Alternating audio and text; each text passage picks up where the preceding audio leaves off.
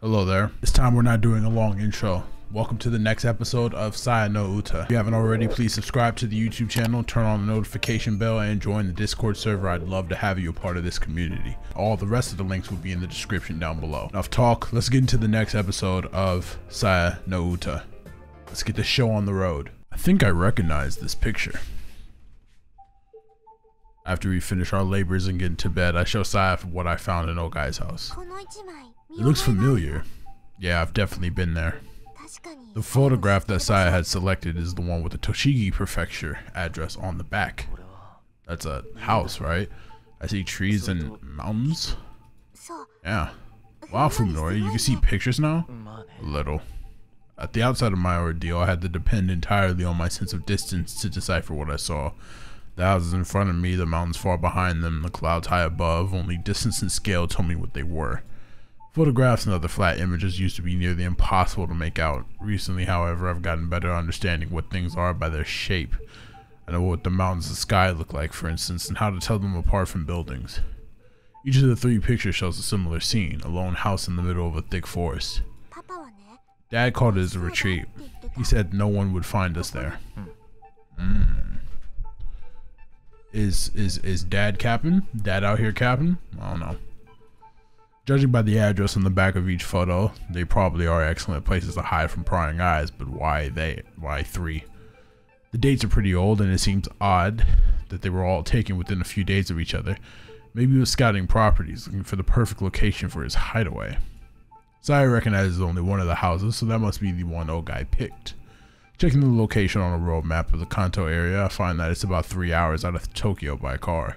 Do you think your father will be there? I tried calling him, but he didn't answer. I don't think he's there. But he might have stopped by recently. The way I see it, our only hope of finding Ogai is to follow whatever lead we have, no matter how small. The probability as hideout will yield useful information will be low, but it's not zero. Content box is up. I think I'll check this place out tomorrow. Do you have to? Saya pouts. I wasn't expecting her to object. Isn't it far? It'll only take about half a day to go there, check it out, and come back. I have to stay home by myself while you're gone. So that's what it is. Slightly exasperated, I smile and rub Saya's head. Be a little patient, okay? You want to find your father too, don't you? After a brief silence, during which her expression is hard to decipher, Saya looks up at me and says, "Hey Fuminori, let's forget about Dad." Huh? That's the last thing I expected her to say. Forget about him, but he's your father. Aren't you worried? Not anymore, Saya says, coming closer to feel my warmth. I have you now. I call him Dad, but he's not really my father. He taught me a lot and probably loved me in his own way, but you're kinder and warmer. Saya's words make me happy, but I also hear the loneliness in them. Are you really alright with that? I'm just moving. Fuck what they talking about on the actual sounds. The voice acting is probably incredible. I don't give a shit. I'm moving. Yeah. You don't like it being just the two of us? I do, but I also want to meet Dr. Ogai. Bro, you don't have to be asking. Bro, you could just be like, nah. Having finally figured out how to explain my feelings, I continue. I want to get to know you better. If there's someone who knows more about you than I do, I have to meet them. Oh. Saya doesn't seem upset, but she does tilt her head quizzically as though my thoughts are strange to her. And I also want to... Yeah, I'm going to check it out tomorrow. Another plan has started to form in my head, one separate from the search from Dr. Ogai. If I find the doctor there, great. If I don't, well, I think I can find another use for his mountain retreat. I know you'll be lonely, but try to bear it for a little while. Okay. She nods, then looks questioningly into my eyes. Fuminori, you really want a family and friends, don't you? More people you can spend time with? Well, that would be more fun, yeah. Fearing that Saya will start sulking, I hurriedly add, but don't get me wrong, even if I could have lots of friends, you'll always be special to me. I know. Thanks. Giggling, Saya rubs her cheek against mine. I'll find something to make you happy. Something just for you. What does that even mean? What does that mean? What does that mean, Saya? What are you talking about? Today, all of Koji's classes were in the morning. On his way to meet Yo for his lunch after his final lecture, Koji suddenly gets a call in the middle of the hallway. Without thinking, he reaches to his belt for his new camera phone, but curses when he realizes that the ringtone was coming from the old in his bag. He hadn't transferred his contact list yet, and calls still come to his old phone from people who don't know the new number. Do people have to switch? Whoa, do people? Oh, nah, never mind. That's gonna make me sound like I'm a zoomer. And even though I technically am, I'm also not. Millennial. I grew up a millennial. When he finally fishes the phone from his bag, for anybody who's wondering, Gen Z starts in 97. I am September 97. But every person I had school with and stuff like that was born early 97, late 96, so and beyond. So yeah, I pretty much classify as a millennial. When he finally fishes the phone from his bag, the name he sees on the display sends a chill up his spine. Fuminori. Why now? What does he want? It's hard to be happy about a call from Fuminori after the incident at the Ogai house. Hi. Hello? Hey Koji. You're done with class for today, right? Yeah. Of course Fuminori would know that Koji is free on Thursday afternoons. I need to talk to you about something. Can you come to the parking lot? Now? Yeah, I'll be waiting. Fuminori hangs up without another word. What's gotten into him? What does he want? Koji wonders as he sticks the phone in his jacket pocket. The sudden change is disturbing after a week of Fuminori avoiding both Koji and Yo. Maybe he's finally ready to talk, in which case Koji should probably consider this a good thing. However, he can't shake the feeling that something is wrong. Did I keep you waiting? Nah. In the parking lot, Koji finds Fuminori leaning against the fender of Koji's car. The last time they met was in the darkness of an abandoned house. This is the first time in over a week that they've spoken face to face in the light. Perhaps that is why Koji senses something strange in Fuminori's expression. He's not sure what exactly, but something has changed. I think I told you before that I'm looking for information on a man named Ogai. Yeah, I got that. Well, it's starting to get more complicated. It looks like I can't handle it by myself after all. Fuminori seems more relaxed than before. He used to be tense all the time, like he was terrified of something, but now his expression is calm. He's even wearing what resembles a sheepish grin. I need your help, Koji. Is there a way for me to turn off the voices?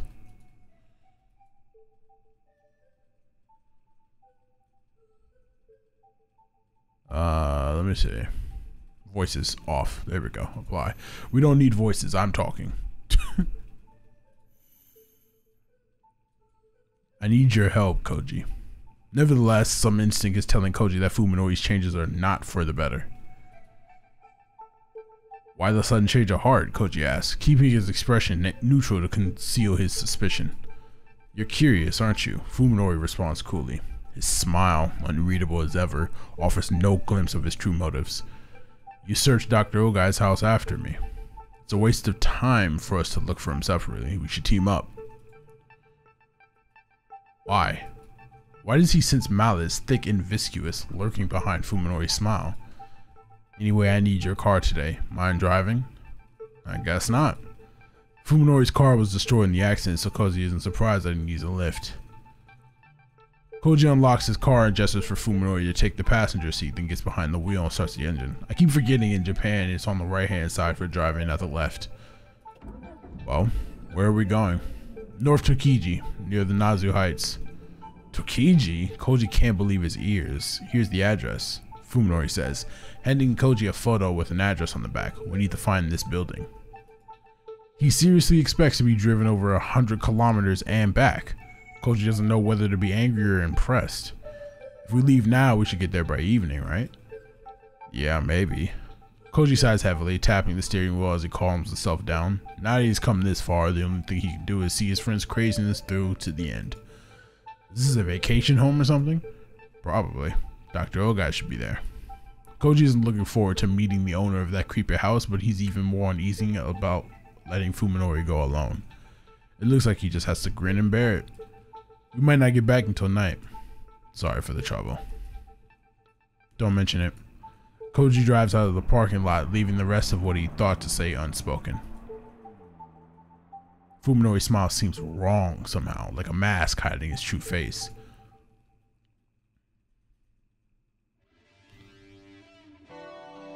Yo finds herself sitting alone in the cafeteria, searching for a familiar face as her lunch cools on the table in front of her. Yo is going through some shit, man. I just forgot the fact that, like, before I stopped playing Saya because I was like kind of traumatized, and then before I picked it back up, I forgot her friend got clapped. Like, her friend is literally sitting in Fuminori's fridge right now. I just forgot about that. Completely forgot about that. I don't know why. But now it just came back, and like, holy shit, she's going through it all right now. She was hoping to see Koji today, but he must have had plans.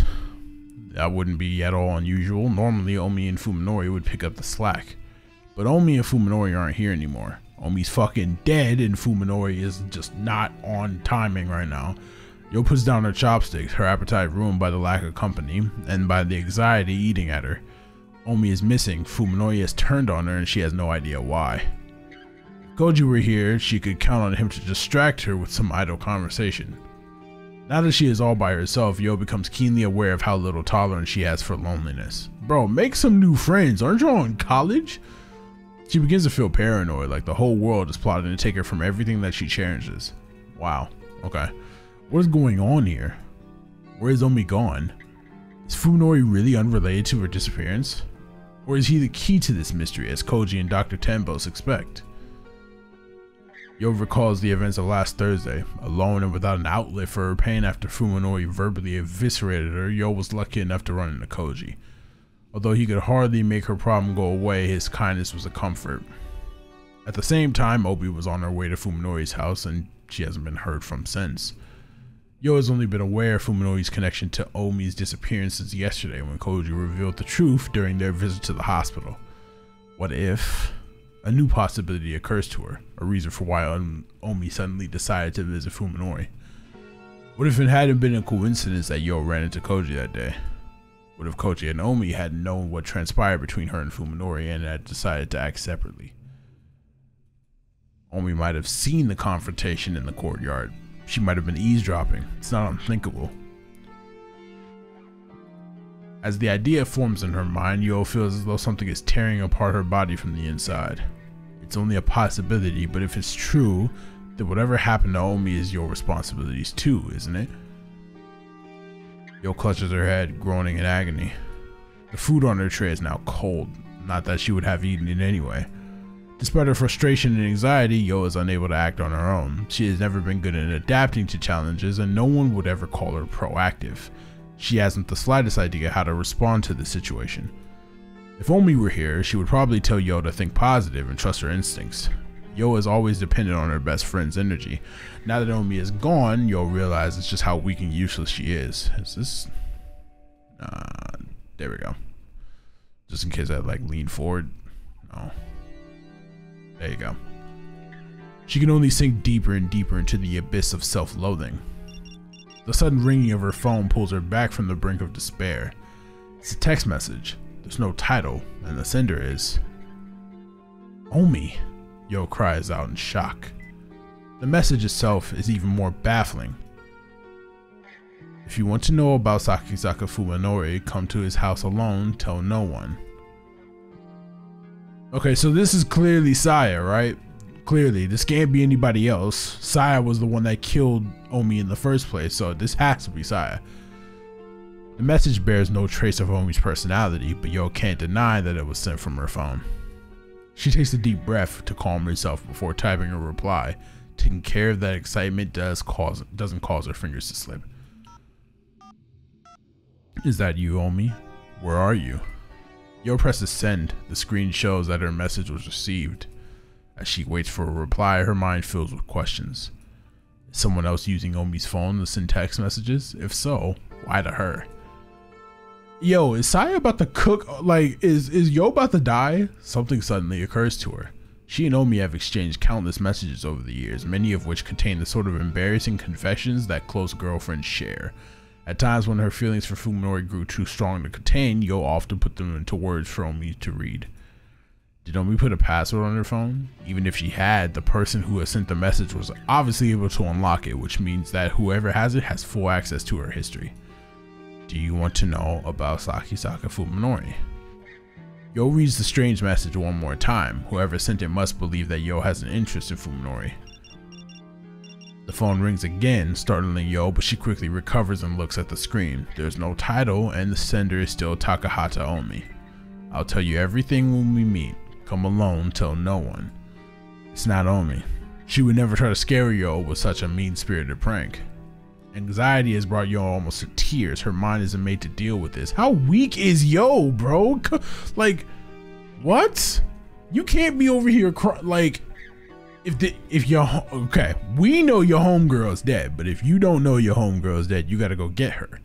You have to go save her. You have to go save her. Who's using Omi's phone and promising to reveal Fuminori's secrets? Who? Any normal person, by the way, would just call the police. By the way, they would just call the fucking police.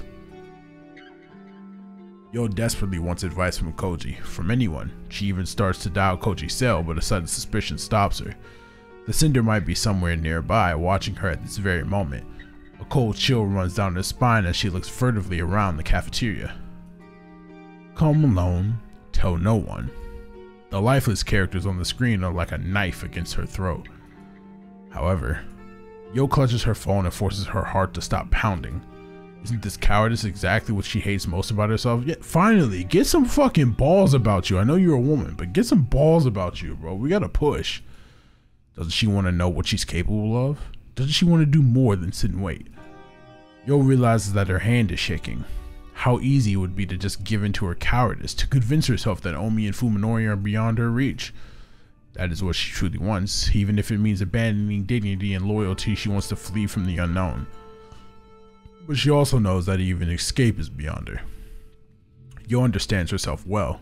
She knows that no matter how far she runs, regret and self-loathing will consume her after everything else has fallen apart. In the end, Yo is unable to overcome her cowardice alone. She lacks both the willpower and the courage to run. Terrible.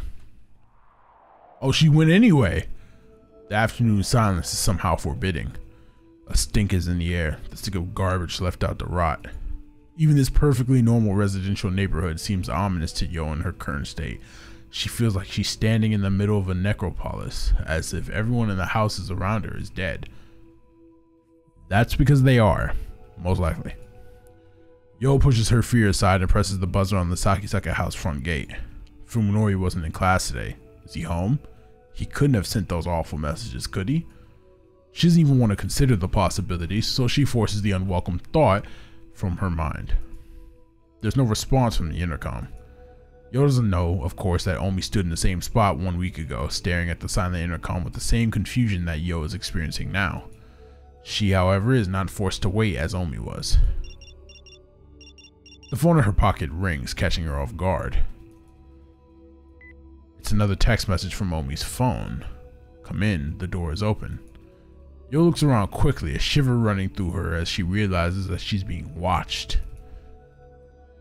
Searching fearfully for her observer, Yo spots movement out of the corner of her eye. On the second floor of the Sakisaka house, a tightly drawn window curtain just fluttered.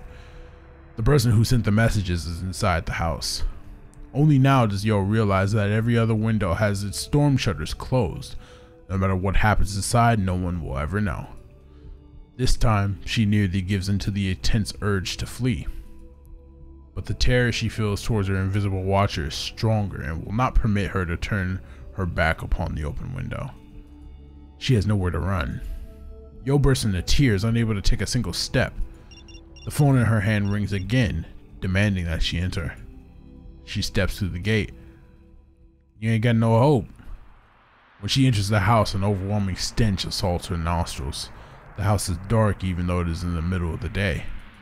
Fuminori must be out as his shoes are not in the vestibule. However, Yo catches a sight of a different pair of stuff behind the shoe cupboard. They look familiar, so she pulls them out of the shadows for a closer look. As soon as she recognizes them, her mind tries desperately to deny reality. They are identical to Omi's favorite shoes. Yo has seen her wearing them many times before, but that doesn't mean Omi is here, she tells herself. They might belong to someone else, someone who bought the same shoes from the same store. There's no way Omi could be here. Is there? With a sudden flash of clarity, Yo presses the most frequently used speed dial button on the phone in her tightly clenched fist. The phone dials Omi's number. It takes only a second for the signal to reach at the nearest relay station, and then a familiar ringtone echoes throughout the house. Fire. Let me get that. That was in the way. Let me try that again. Cool. It's coming from the second floor. Someone must still be up there in the room with the moving curtains. Omi's phone rings for just a few moments and then it stops, as whoever's holding it realizes Yo's intentions. For the first time, Yo feels the definite presence of her formless god. Who's there? She gathers her courage and calls out into the house, but there is no response. Whoever it is must not want to be seen. Don't do that.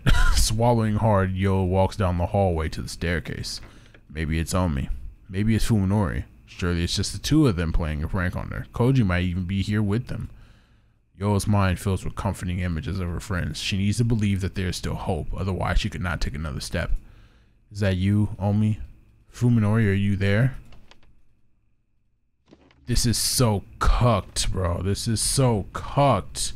Oh my god. I don't want to see this girl die, bro. This is not it.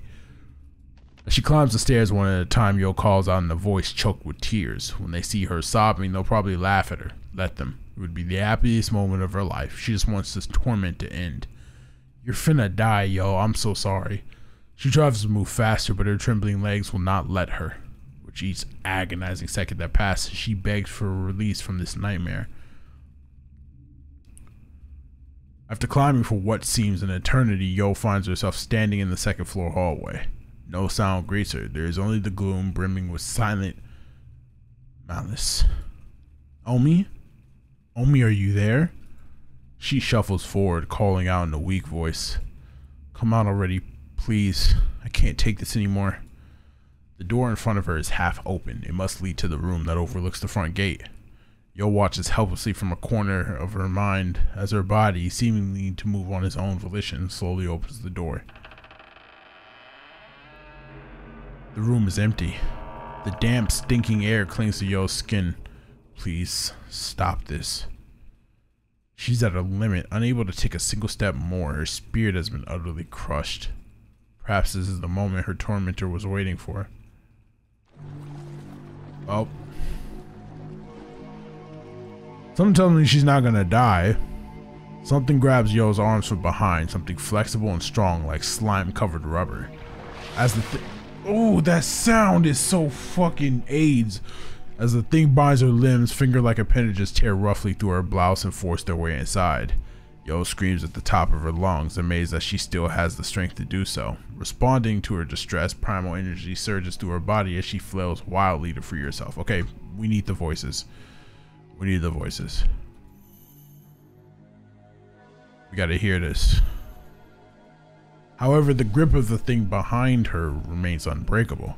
With escape impossible, Yo can only scream louder as something cold and wet slips under her bra and wraps itself around her breasts.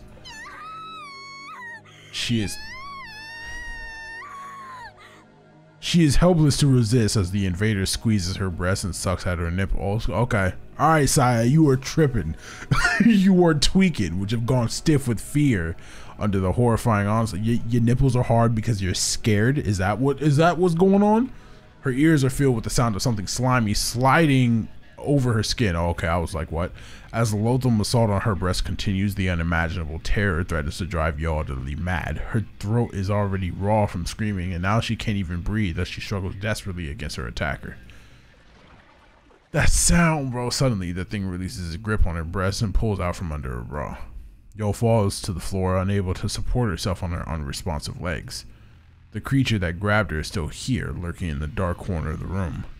She can feel it watching her, but can't bring herself to turn around. She knows that seeing it will likely destroy the last vestiges of her sanity.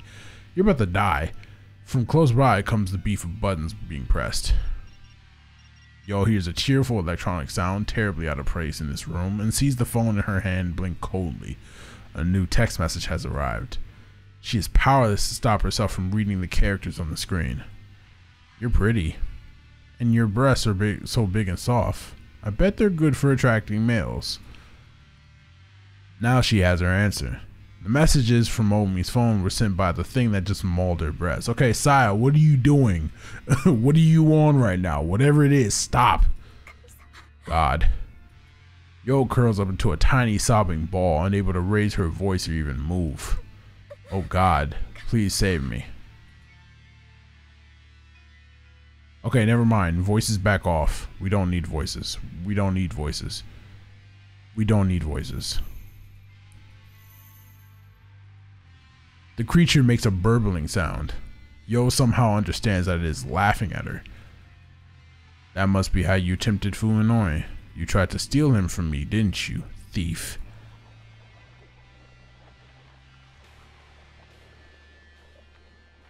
Dog. Something cold seizes Yo's ankles and travels slowly up her legs until it has covered her entire lower body. Some primal female instinct tells her exactly what's going to happen. She will be raped, powerless to resist a fate worse than death. Stop, she pleads feebly, even though there is no hope that the inhuman creature will be merciful. Please, not that. She hears his bubbling laughter again. The thing is enjoying her sorrow, her despair. Yo no longer has the strength to resist the monster on top of her. She is only able to shiver in revulsion as the cold, slimy thing covers her body. Her sight grows dim as her mind sinks deeper and deeper into a black, swamp-like abyss. Her breasts are toyed with, her nipples are sucked on, and a weight pushes itself between her legs, but it all seems so far away.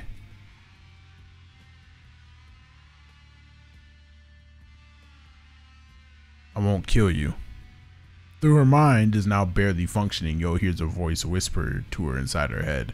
It is a girl's voice, sweet and sinister, with the cruel innocence of a child gleefully plucking the wings from butterflies. No, but you're gonna rape her, Saya, and that's kind of fucked. Not kind of fucked, that is fucked. Instead, I'll let you share in our happiness. Rejoice, Yo. We'll love you to death. The soft voice is a stark contrast to the unyielding strength that drives irresistibly into Yo's core. The pain is sharp and savage, greater than anything she has ever felt before. It should be unbearable. But there's no longer enough left of Yo's mind to recognize as pain. Oh. While she stares blankly at the thing slithering deeper and deeper into her body, an idle thought flows through her fading consciousness. I've still never been kissed, have I? Dog. Oh my God. Yo, that is tough. That is rough, bro. That is so tough. That's tough as hell, bro. That is so tough. It has begun to snow by the time they pass Utsunomiya on the Tohoku Expressway. I hope the roads aren't snowed out, Koji says. In the passenger seat, Fuminori is gazing out the frosted window in silence. He's been in this trance-like state for almost an hour now. Taking advantage of his intention, Koji stares unabashedly at Fuminori from the corner of his eye. He still doesn't understand the danger signals that he's been getting from the man. Fuminori has stopped avoiding Koji, and he's even looking at him in the eye when he talks, so why does he seem even more distant now than what he did when he was trying to push his friends away? Fuminori's posture is noticeably relaxed, but his gaze never wavers, not even for a moment. It's as though he is focused on a clearly defined future that he has chosen to bring about, one that has no place for the needs or wants of others. Right now, Fuminori is complete. Koji cannot help but feel that beneath his bland exterior is a core of solid steel that no one can touch. About Omi, Koji says suddenly, trying to gauge Fuminori's reaction. It's been a week since she disappeared, and we still haven't heard from her. Oh, Fuminori replies curtly, still staring into the distance. That's not good. I wonder what happened to her. Fuminori's tone is completely emotionless. Koji might as well have asked him the weather, the conditions of the mountains roads near their destination. I asked you this before, but you're sure you don't have any idea what happened to her? Not a clue, Fuminori answers, in exactly the same tone that he used when Koji first questioned him following Omi's disappearance. Koji's eyes narrow. It's like you don't give a damn. That's not true. Finally, Fuminori shows some emotion. He sounds hurt, like he can't believe Koji could think such a thing. She disappeared on the way to my place, didn't she? Of course I'm worried. Sudden frustration wells up inside Koji. If possible, he'd like nothing more than to beat the secrets out of Fuminori's head. Koji's worried sick about Omi. To have his concern brushed off so coldly would be unbearable coming from a complete stranger, but from Fuminori, who was his best friend. Fuminori never used to be this callous. Even if Koji tried to interrogate him, he'd probably never find out what changed him so. If Fuminori were still just hiding inside the shell he'd erected around himself after the accident, Koji might have been able to get some answers out of him. With this sly, evasive Fuminori, however, there's nothing Koji can do. Fuminori will never reveal his true intentions. Not to anyone. All that's left then is for Koji to discover the truth on his own. Omi was going to talk to you about Tsukuba, you know. Oh? Fuminori smiles bitterly at the mention of Tsukuba's name, perhaps feeling sympathy for her pain. To Koji, however, it seems like pity, the sword one directs at an ant or a worm. I wouldn't know what to say. To be honest, it's been hard to talk to her after what happened. Unbelievable. If Fuminori's feelings for Yo were really this cold, then he would have rejected her when she first confessed to him. But he didn't. Or at least that Fuminori before the accident didn't. Y'all know he had an accident. Y'all know he's different now. Why do y'all keep trying to act like he's gonna all of a sudden pop up out of nowhere and be like, hey guys, I'm Fuminori, I'm good now? Like, no, that's not happening. Bro's gone. Bro's gone. You can beat his ass and then you can kill him at this point. Fuck it. I don't care. Everybody in this story can die for all I care. Once again, Koji can't help but wonder if this man who looks like his friend is really a different person who only possesses the memories of Sakisaka Fuminori. The snow has stopped falling when they get off the West Natsu Flats interchange. This area must be already getting a lot of snow, however, as the nearby mountains are covered in white beneath the trees. By the time they turn off the highway and into the mountains, road conditions are already bad enough for Koji to regret having forgotten the tire changes. Nevertheless, he continues to power up his car up the precarious slopes with only a road map to guide him. In places like this, an address that isn't enough to pinpoint a location. His only choice is to drive down every road, including private roads that aren't even on the map, while searching for something that matches the photograph. Who'd buy a home in a place like this? It's far from prying eyes. That must be why Dr. Ogai chose it. The more he hears about Ogai, the less Koji wants to meet him. Fuminori is the one who spots the narrow road half hidden in the trees. It's practically an animal trail, overgrown with weeds that are tall and strong enough to withstand the weight of the snow. Is this really a road? Koji stops the car and sticks his head out the window to stare into the dark forest. But he can't see where the path leads through the tightly packed trees. How does it look to you? Fuminori hands Koji the photo, which he compares to the mountain ridges visible beyond the trees. Yeah, it's definitely the right angle. Let's check it out. Fuminori's tone is as flat as always, but there is a quiet intensity in his voice that leaves no room for argument. Although Koji is worried that his car's suspension won't be able to handle the terrain, there's no turning back now. He shifts into the second gear and starts down the frozen road. Road. I can't read. The longer I go on reading, the harder it gets. I need to slow down. Clack my back. The sun sets early at high altitudes. As the car creeps up the mountain path, Koji catches glimpses through the trees of the gradually darkening sky. The forest is completely still, with no sound save for the rumble of the car's engine and the crackle of snow and brush beneath its tires. Fuminori is once again staring silently through the front window. I wonder if I'm dyslexic. Nah, probably not. In the ominous silence, Koji feels the same faint chill that he felt when standing before Ogai's suburban home. It feels wrong, as though he is traveling deeper and deeper into a world not his own. After some time, a blocky shape suddenly appears amid the trees, standing out against the twilight sky. Did they just jump scare a house? Koji turns off the engine and compares the structure in front of him to the picture in his hand, a perfect match. Before you can tell Fuminori, however, his friend is already out of the car. Hey. Fire. That's a fire picture right there. Realizing that it's pointless to call out to him, Koji shakes his head, grabs the flashlight from the glove compartment, and follows Fuminori across the snow-covered yard. The photo must have not been taken recently, as the old run-down cabin before them has clearly been left to the mercy of the elements for some time.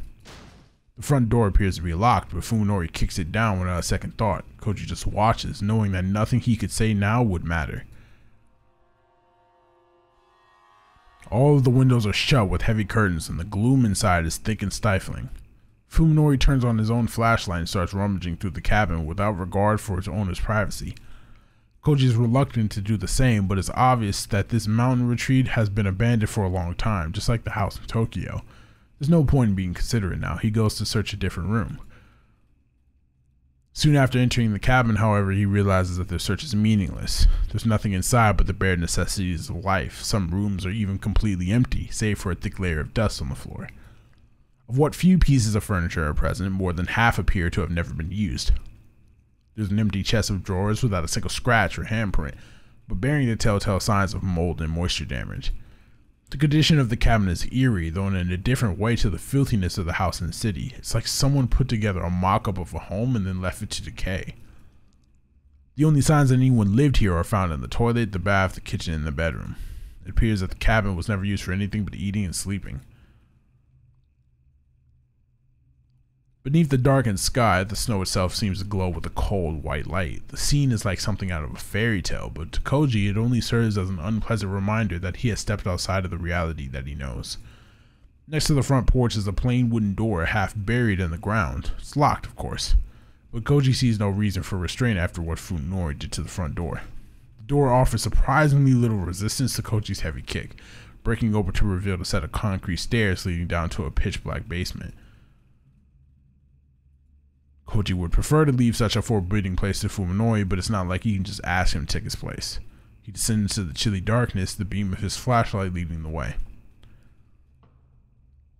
There turns out to be nothing in the basement but a storage room and a boiler, exactly what one would expect to find in an isolated mountain cabin. The few packages of preserved food sitting on the shelves have long since passed their expiration dates, and the boiler doesn't appear to have been used in years. Koji guesses that the Ogai Mountain home had been abandoned longer than the house in Tokyo. Was Fuminori simply mistaken when he said that Ogai might be here, or was he lying from the beginning? Not sure what to do next, Koji goes back up the stairs and walks around the outside of the cabin, and there he finds the backyard. It's in much worse condition than the front yard, having been mostly reclaimed by the forest. It must have been neglected even when the cabin was still in use. The remnants of a woodshed lie in the yard. The mushrooms growing on it speaks to how much time has passed since its collapse. Next to the rotten logs, however, stands a circle of stone that has not yet succumbed to the elements. Well, the well has no bucket or pulley. Bucket or pulley. And when Koji peers carefully into it, he sees that the water is no longer flowing. It's probably less than 10 meters deep, depending on how much mud is piled up inside. Koji's search of the cabin has revealed nothing of interest, inside or out. Leaning against the edge of the well, Koji wonders why Ogai brought this remote home deep in the mountains, and what was he doing here? As far as Koji can tell, there's no sign that more than one person ever stayed here. It's far from prying eyes. Fuminori's words play back in Koji's head. Could this have been some sort of secret refuge, a place to remain hidden from the world? That would explain why there's nothing to suggest that whoever lived here that did anything more than eat and sleep. Koji suddenly remembers the doctor he met yesterday at Chi University. Maybe she knows something. He takes out his phone and calls up the number. There's barely a signal, but he manages to get through. Koji's hopes are soon dashed, however, when his call goes straight to Dr. Tembo's voicemail.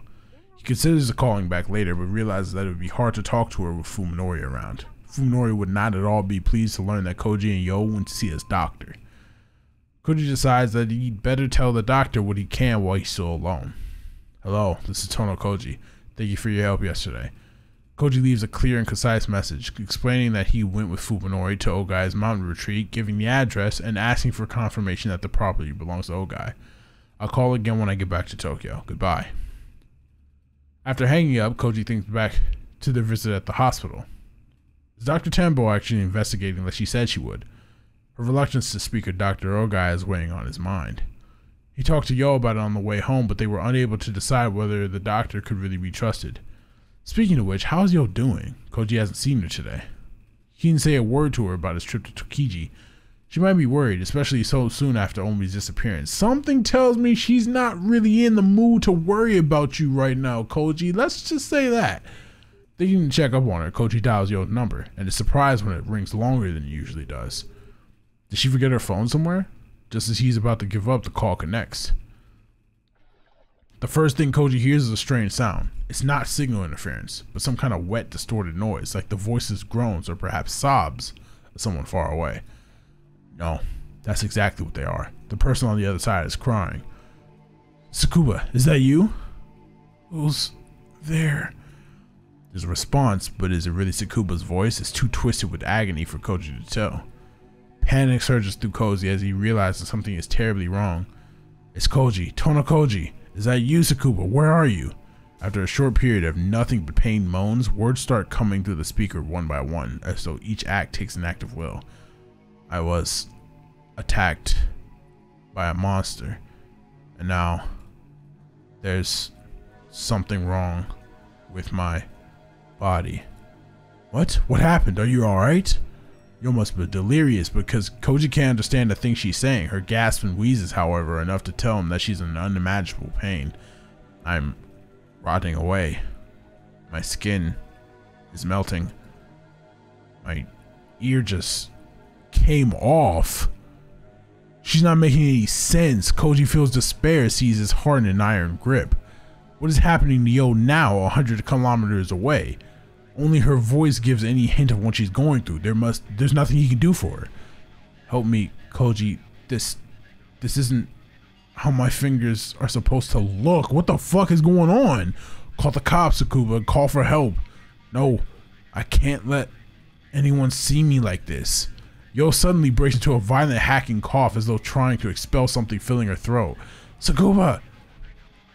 Koji screams to the phone, his reason overwhelmed by unimaginable horror, which is why he is unable to react when the phone is suddenly knocked from his hand, and also why he didn't notice Fuminori sneaking up on him until it's too late.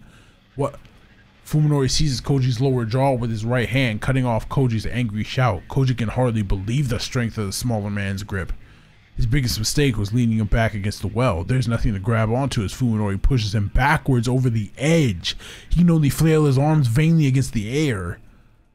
Koji soon loses his balance entirely. He feels a terrifying weightlessness as the world spins before his eyes. Before he can realize what has happened, his back strikes something with tremendous force.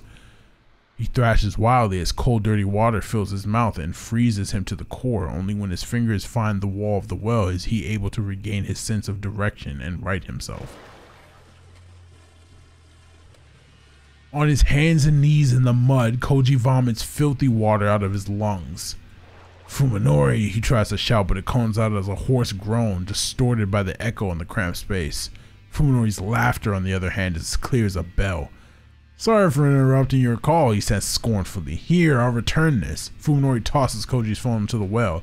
Koji catches it just before it hits him in the face, but finds that the battery pack has been removed, rendering it useless. What the hell are you doing? This is no joke. It's a miracle that Koji is uninjured. He could easily have broken his neck.